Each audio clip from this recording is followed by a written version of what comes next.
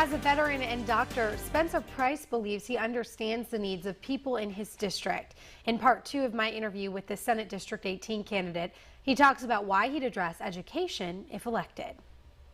Your district, you cover Upson, you cover Monroe, Peach, Crawford, you mentioned part of Centerville, that weird little part of Houston County, and parts of Bibb County. So this area is very diverse.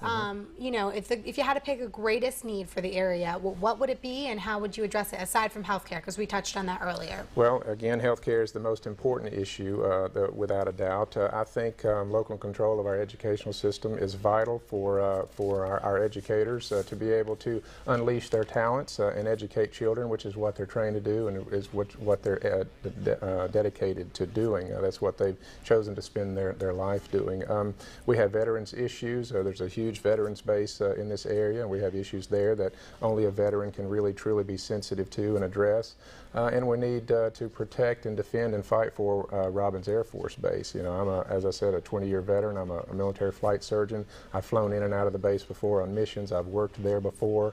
I understand the base. I understand its role in our national security structure, and I can advocate for the base as no one else really can without that experience.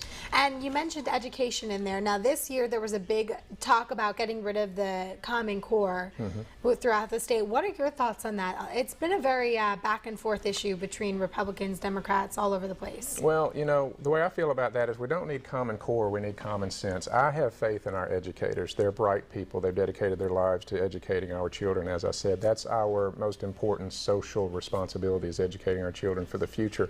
Common Core is a federal program that's handed down from on high. I don't think we need it. I don't think we need to tell our educators how to teach children how to add 2 + 2. They know what they're doing, and we just need to remove those federal mandates and regulations and let them sort things out. Our educators compare notes, compare best processes and procedures, and in the end I think 2 heads are better than 1. The more feedback that we get from our educators, the better our educational system will be overall. We don't need the federal government to tell us how to teach our children. Now I know several people have argued that the Common Core does help with military families, keeping it consistent across states for kids who are moving around. You know, do you feel like that's anything to take into consideration? I think that's an argument that holds no weight at all. You know, those essentially, you know, children learn essentially the same things in 1st grade. They learn the same things in 2nd grade. It's not that much different. And so I think that argument is simply a weak argument that supporters of Common Core make, but it, again, in my opinion, it doesn't hold water. And you might remember Price had some financial controversy that came to light in his 2012 race. You can head to our website, 41NBC.com, to watch his full interview where he addresses those financial issues and tells you why you should trust him with your taxes.